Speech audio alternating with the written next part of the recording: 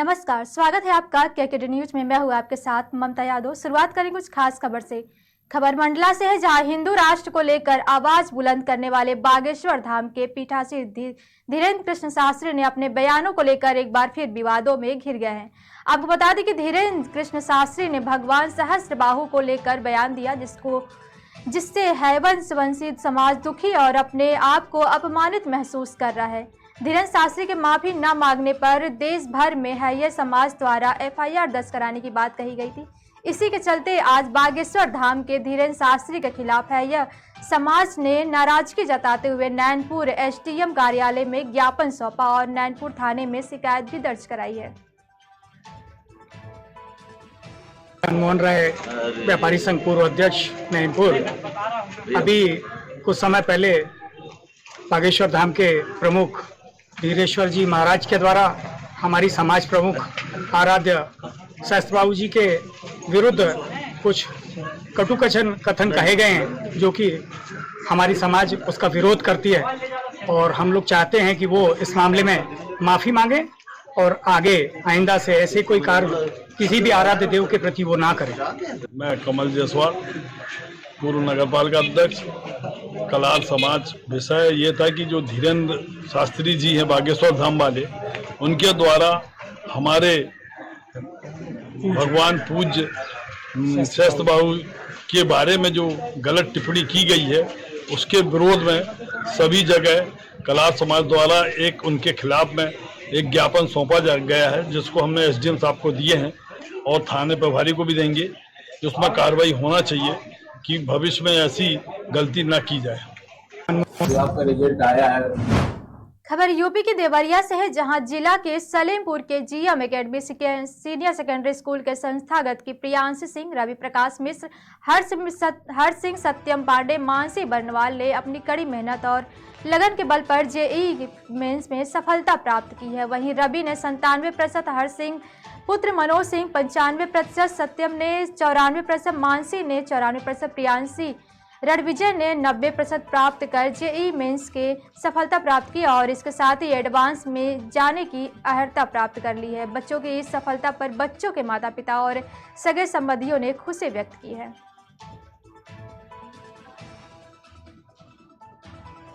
जो आपका रिजल्ट आया है, इसमें जो परसेंटेज आपका है काफी अच्छा है। इस विषय में क्या, और जो स्टूडेंट जो है उनको क्या कहना चाहेंगे? और जो स्टूडेंट को उनको बस अपने गोल की तरफ लगे रहना है और सारे डिस्ट्रैक्शन से दूर रहना है और जो भी पढ़ाई करनी है इफेक्टिव पढ़ाई करनी है विदाउट डिस्ट्रैक्शन। आपने कैसे इतना अच्छा मार्क दिया?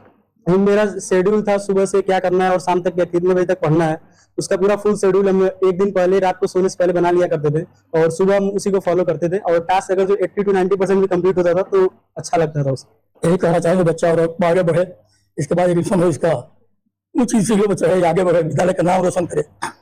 शुरू से यही पढ़ा है। इस विद्यालय के बारे में क्या बताना चाहिए? इस विद्यालय से शुरू से हमको बहुत सहयोग मिला है। संस्थापक फाउंडर जो अध्यक्ष है यहाँ के द्विवेदी जी, उनसे लेकर के जो वर्तमान में चेयरमैन साहब है, उनसे लेकर के मोहन सब तक सारे लोगों ने यहाँ गार्जियन के तौर पर हमको प्रोत्साहित किया है। जेईई मेंस की रिजल्ट आने के साथ जो है जीएम एकेडमी के बच्चों ने अच्छी परफॉर्मेंस की, जिसमें सलेमपुर के 5 बच्चों ने जेईई मेंस निकाला और गोरखपुर के 7 बच्चों ने जेईई मेंस निकाल करके हमारे विद्यालय का मान सम्मान बढ़ाया है। और हम लोग धन्य हैं, हमारे सारे शिक्षक, हमारे सारे जो है पूरा मैनेजमेंट अति उत्साह में है और हम इन बच्चों को और सारे इनके माता पिता को ढेर सारा शुभकामनाएं और बधाई देता हूँ। हमारे विद्यालय जीएम एकेडमी सलेमपुर के 5 बच्चों ने जेईई मेंस क्वालिफाई किया है और हम सभी लोग काफी गौरवान्वित हैं कि जेईई मेंस जैसे टफ एग्जामिनेशन को हमारे बच्चे रेगुलर स्टूडेंट हमारे यहाँ रहते हुए ये उपलब्धि हासिल किए। और जीएम एकेडमी के दोनों ब्रांच, हमारी सलेमपुर और गोरखपुर, दोनों ने ही बहुत अच्छी शानदार उपलब्धि प्राप्त की है। इन्हीं बच्चों के थ्रू हमारे जो भी पेरेंट्स हैं, स्टूडेंट्स हैं, इनके अथक प्रयास, इनके नियमित अभ्यास ने यह कर दिखाया है। अक्सर अच्छी एजुकेशन को लेकर पेरेंट्स जो होते हैं ज्यादा चिंतित होते हैं, उस विषय में क्या कहना चाहेंगे? देखिए, ये हमारा सौभाग्य है कि हमारे पेरेंट्स चिंतित नहीं रहे, क्योंकि उन्हें हमारे विद्यालय की पढ़ाई, विद्यालय की व्यवस्था और अनुशासन पे हमेशा ही विश्वास रहा है और उस विश्वास को कायम रखा है इन सभी बच्चों ने।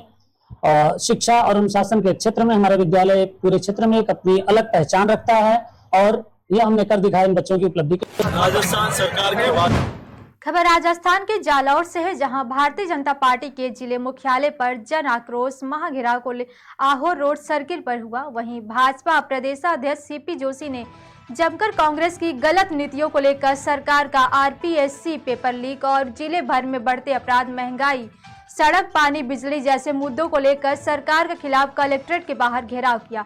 वहीं सीपी जोशी ने कहा, गहलोत की सरकार सबसे अधिक पेपर लीक होने वाला राज्य बन गया है। राजस्थान सरकार के वादा खिलाफी जिस बुनियाद के आधार पर सरकार ने सत्ता में आते ही कर्ज माफी का वादा भूल गए, बेरोजगारी भत्ता युवाओं को देना भूल गए, महंगी बिजली नहीं करेंगे, एक भी पैसा यूनिट का नहीं बढ़ाएंगे, अनेक बार बिजली के दाम बढ़ाकर इस प्रदेश के लोगों के साथ कुठाराघात किया, कहा कि हम सुराज लाएंगे। राजस्थान आज क्राइम में चाहे महिला अत्याचार हो, बच्चों के ऊपर अत्याचार हो, दलित अत्याचार हो, उसमें देश भर में एक नंबर पर पहुंच गया। सबसे महंगा पेट्रोल, सबसे महंगा डीजल, सबसे महंगी बिजली, सबसे महंगे विकल्प पे टैक्स राजस्थान में एक नंबर पर पहुंच गया। आज राहत कैंप का ढोंग कर रहे हैं, 4.5 साल कहाँ थे, और उस गरीब को आज सूची जो फिक्स है उसी सूची में से आपको लाभ देना है, उनके खाता नंबर आपके पास है, तो क्यों उस गरीब को वहां तक बुलाकर उसको एहसास कराने का प्रयास कर रहे हैं? आपने 4.5 वर्ष कुछ नहीं किया सरकार बचाने के अलावा। अब सिर्फ लोगों को कैंप में बुलाकर ढोंग रच रहे हैं, लेकिन जनता अब समझ चुकी है। सरकार रिपीट करने के लिए, आपकी सरकार डिलीट करने के लिए जनता बैठी है।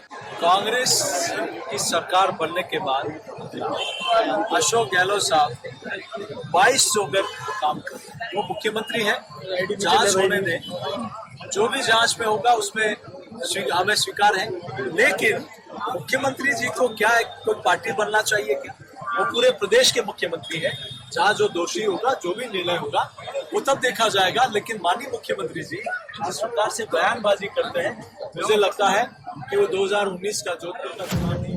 राजस्थान खबर यूपी के जनपद महोबा से है, जहां अंतर्गत तहसील चरखारी नगर में पुलिस अधीक्षक और अपर पुलिस अधीक्षक, पुलिस क्षेत्राधिकारी, कोतवाली प्रभारी, महिला चौकी इंचार्ज सहित लगभग आधा सैकड़ा से अधिक पुलिस कर्मियों ने पैदल रूट मार्च निकाला है। वहीं कोतवाली चरखारी से शुरू किया, जो कि पचराहा, घड़ी मस्जिद, चौराहा, बी पार्क, झंडा बाजार, देवड़ी दरवाजा होते हुए शहर के समस्त बाजार मुख्य चौराहा पर दुकानदारों से संवाद कर उन्हें आश्वस्त किया कि पुलिस प्रशासन हर समय आप लोगों के साथ है। बता दें कि नगर निकाय चुनाव को मद्देनजर रखते हुए दिशा निर्देश दिए कि कहीं भी भारी मात्रा में भीड़ इकट्ठी न होने दें।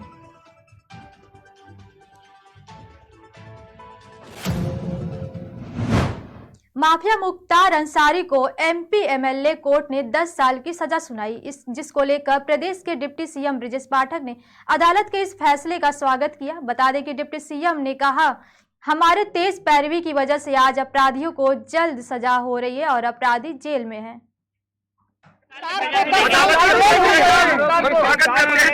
मुख्तार को 10 साल की जेल हुई है। अदालत के फैसले का स्वागत करते हैं। सभी अपराधियों में कड़ी पैरवी कर रहे हैं। सभी अदालतों में लग करके हमारे अभियोजन के वकील लगातार लगे हुए हैं और अपराधियों में आज कानून का भय है।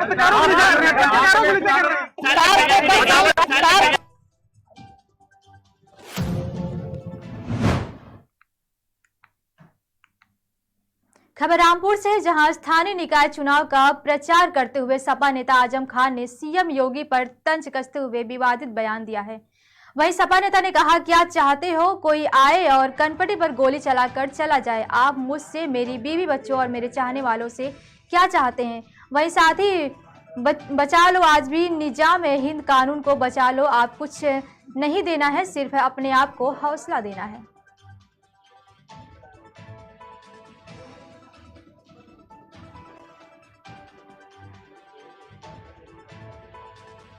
एक पुराना मुहावरा है कि रस्सी जल गई पर बल नहीं गया। आजम खान पर सटीक बैठता है। वो आजम खान जिनको बदजुबानी के मामले में न्यायपालिका से सजा हुई हो, उनको अपनी सदस्यता गंवानी पड़ी हो, बावजूद इसके बदजुबानी करने से वो बाज नहीं आ रहे। लेकिन आजम खान की इस बदजुबानी का इलाज योगी सरकार लगातार कर रही है और फिर जल्दी ही जेल की सलाखें उनका इंतजार कर रही है। वो जेल की सलाखों के फिर पीछे पहुंचेंगे और ये बदजुबानी उन पर विराम लगेगा। पूरा लौनी का बच्चा यूपी के गाजियाबाद में दूसरे चरण में निकाय चुनाव को लेकर मतदान होना है, जिसके चलते निकाय चुनाव को लेकर राजनीतिक सरगर्मियां अब अपने चरम पर पहुंचने लगी हैं। साथ ही आगामी निकाय चुनाव को लेकर राजनीति भी गरमाने लगी। बता दें गाजियाबाद के लोनी बॉर्डर थाने में बीती देर रात शाम गाजियाबाद के लोनी नगर पालिका के पूर्व चेयरमैन मनोज धामा पहुंचे और कुछ अज्ञात लोगों के खिलाफ राजनीतिक साजिश के चलते लोनी का सांप्रदायिक माहौल खराब करने की साजिश रचने का आरोप लगाते हुए शिकायत दी है।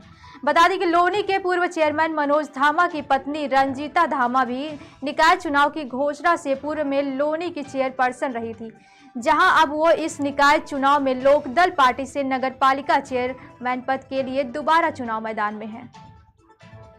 पूरा लौनी का बच्चा नहीं जानता क्या? लौनी थाने में मुकदमा दर्ज नहीं हुआ क्या? वो एफआईआर मैंने नहीं लगवाई? तो मेरे पास आकर के रिक्वेस्ट की तो मैंने ही अधिकारियों से बात करके एफआईआर लगवाई। उसके बाद ये कहना कि भाई दंगा हम कराएंगे, मतलब लिखोगे आप, कब्रिस्तान की बाउंड्री जाके आप ढाओगे, डेड बॉडी को वहाँ दफन भी नहीं होने दोगे, उसके बाद दंगा कराएंगे हम, बलात्कार करोगे आप, भ्रष्टाचार करोगे आप, और ये सब आरोप लगाओगे हमारे ऊपर। क्या लौनी की जनता नहीं जानती? अरे सबको मालूम है, उस टाइम तो तमाम मुस्लिम समाज के सैकड़ों लोग थाने में गए थे, वहाँ जाकर उन्होंने तहरीर दी थी, वो पोस्ट है। अगर ये मुकदमा दर्ज हुआ है तो अगर वो वहाँ कहीं अच्छा काम करने के लिए हुआ है, भी मैंने बहुत अच्छा काम मुजफ्फरनगर में सेवा करने के लिए लिखा था, तो पोस्ट दिखा दें। भाई सांप्रदायिक सद्भाव बिगाड़ने में अगर कहीं सेवा करना मरहम पट्टी आता है तो वो मुझे दिखा दें। सब जानते हैं इसमें क्या कहना है, क्या कमेंट करना है, उन्हें पता ही नहीं रहता है 3 बजे के बाद कि मुझे क्या कहना है क्या नहीं करना है, पूरी लौनी जानती है।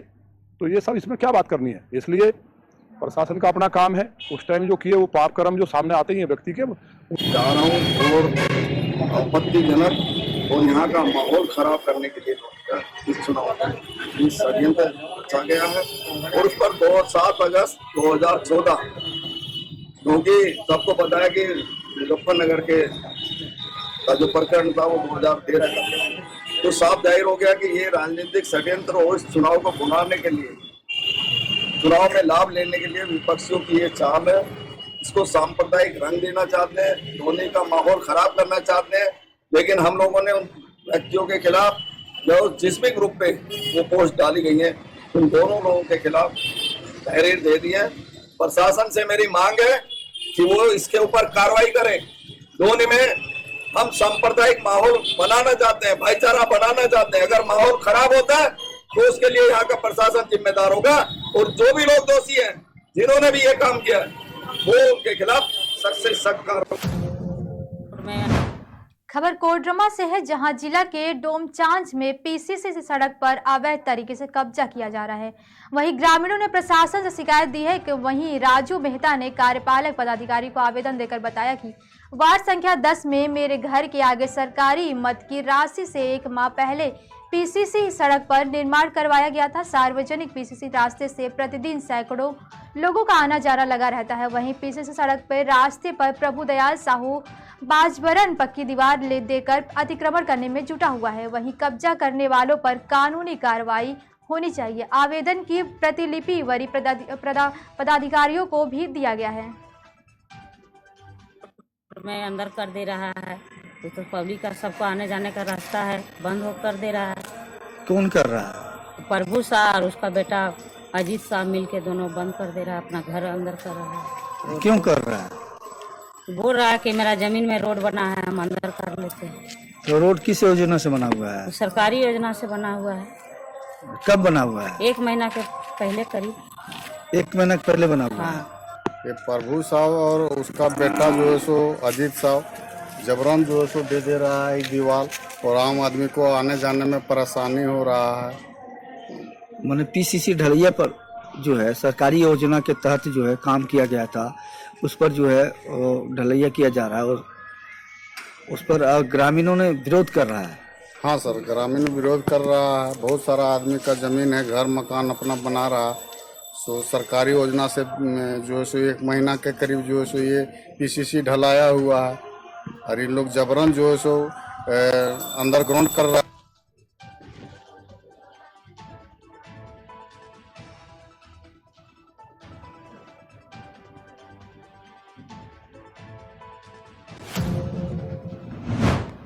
खबर यूपी के कानपुर से है, जहां महाराजगंज जेल में सपा विधायक इरफान सोलंकी बंद हैं। वहीं विधायक की पत्नी ने सुरक्षा की गुहार लगाई और कमिश्नर से परिजनों ने मुलाकात कर सुरक्षा बढ़ाए जाने की बात की है। वहीं इस मामले में कमिश्नर को वक्त ज्ञापन भी सौंपा गया है। जिस प्लाट का मसला चल रहा है कोर्ट में, पहले तो उसके लिए एक एप्लीकेशन दी गई, वहाँ पर वो लोग काम करा रहे हैं तो उसके संबंध में बात करी गई। और दूसरा, हमारी सुरक्षा के लिए आए थे क्योंकि चुनाव चल रहे हैं और हम लोगों को सफ़र भी करना होता है, तो इसी वजह से कि एक गार्ड हमारे साथ रहे जो हमारी सुरक्षा घर की तो भेज दी थी कमिश्नर साहब ने, पर हम चाह रहे पर्सनल हमारे साथ एक गार्ड या एक दो गार्ड जो हमारे पति के साथ चलते थे, वैसे ही हम चाह रहे हैं कि हमारे साथ रहे। अभी तो नहीं गए हैं, पर अमिताभ भाई हैं तो उनके लिए हम निकलेंगे। जी जी बिल्कुल बिल्कुल, इसी वजह से हम आए थे कि चुनाव प्रचार में निकलना है भाभी के साथ, और इसी वजह से हम आए थे कि हमें एक सुरक्षा मिल जाए। जिस प्लाट का खबर यूपी के मथुरा से है। वहीं अमरनाथ गर्ल्स डिग्री कॉलेज में भारतीय शिक्षा बोर्ड राष्ट्र निर्माण की नई दिशा सार्थक शैक्षिक संवाद कार्यक्रम संपन्न हुआ है। वहीं इस कार्यक्रम का आरंभ मां भारती की प्रतिमा के समक्ष दीप प्रज्वलन और ध्यान से हुआ। बता दें, कॉलेज के प्राचार्य डॉक्टर अनिल वाजपेयी ने सभी अतिथियों का स्वागत अभिनंदन किया। जहां शिक्षाविदों को संबोधित करते हुए मुख्य अतिथि माखन लाल गुप्ता, निदेशक भारतीय शिक्षा बोर्ड, ने कहा कि वर्तमान में भारतीय सांस्कृतिक मूल्यों का पूरे देश में पुनरुत्थान हो रहा है। वहीं हमारी शिक्षा भी अपनी संस्कृति की जड़ों से जुड़ी होनी चाहिए। आज हमारे अमरनाथ गर्ल्स डिग्री कॉलेज में राष्ट्रीय निर्माण की नई दिशा में भारतीय शिक्षा बोर्ड के द्वारा एक कार्यक्रम आयोजित किया गया, जिसका मेन उद्देश्य यही रहा कि जो मैकाले की शिक्षा नीति से परेशान लोग चले आ रहे हैं, उसको किस तरीके से बदलाव लाया जाए शिक्षा नीति में। भारतीय शिक्षा बोर्ड का मेन उद्देश्य यही है, किस तरीके से आप अपने बोर्ड को चेंज कर दूसरे बोर्ड में, भारतीय शिक्षा बोर्ड में सम्मिलित हो सकते हैं, क्या उसका प्रोसीजर है, क्या शिक्षा नीति रहेगी, किस तरीके से बच्चे के अंदर पूर्ण रूप से उसका विकास किया जा सकेगा। ये सभी हमारे यहाँ पर आज भारतीय शिक्षा बोर्ड की तरफ से पधारे प्रोफेसर माखन लाल गुप्ता जी के द्वारा बताया गया, जिसमें उनके साथ शिवनंदन जी भी आए हैं और हमारे कॉलेज ने इसका आयोजन किया गया है। तो जैसे ICSE बोर्ड है, जिस तरह से CBSE बोर्ड है और राष्ट्रीय स्तर पर उनको मान्यता है, और राज्य के स्तर पे जो है वो राज्य के बोर्ड चल रहे हैं, क्योंकि शिक्षा जो है वो समवर्ती सूची पे है, कॉन्ट्रैक्ट लिस्ट में है, तो राज्य भी नियम बनाता है और केंद्र भी नियम बनाता है। तो केंद्रीय स्तर पर बाबा रामदेव ने जो प्रस्ताव रखा था, उस प्रस्ताव को सहमति मिल गई है और भारतीय शिक्षा बोर्ड का गठन हो गया है, जिसका संचालन पतंजलि करेगा, स्वामी रामदेव जी करेंगे। तो जो भी विद्यालय, जो भी स्कूल जो कक्षा 8 तक हैं, 10 तक हैं, 12 तक हैं, जो यूपी बोर्ड से संबद्धता प्राप्त हैं या CBSE से संबद्धता प्राप्त हैं या ICSE बोर्ड से संबद्धता प्राप्त हैं, अगर वो अपनी मान्यता को स्विच ओवर करना चाहेंगे, अगर वो चाहेंगे कि नहीं अब हम मान्यता अपनी बदल करके और बाबा रामदेव का जो भारतीय शिक्षा बोर्ड से मान्यता लेना चाहते हैं, तो वो इसमें जा सकते हैं। उसके साथ साथ जो नई संस्था खोल रहे हैं, वो भी अगर लेना चाहते हैं मान्यता भारतीय शिक्षा बोर्ड से, तो उनको मान्यता मिल जाएगी। और जैसा कि हमें स्वामी जी ने बताया है कि एक बहुत कठिन समस्या होती है NOC पाने की, राज्य सरकार का NOC मिलना बहुत मुश्किल होता है। तो यहाँ पर व्यवस्था बनी है कि NOC अप्लाई करने के बाद में 1 महीने बाद अगर राज्य सरकार का नो ऑब्जेक्शन सर्टिफिकेट नहीं मिलता है, तो स्वतः ही फिर संबद्धता की कार्रवाई शुरू कर दी जाएगी। आज हमारे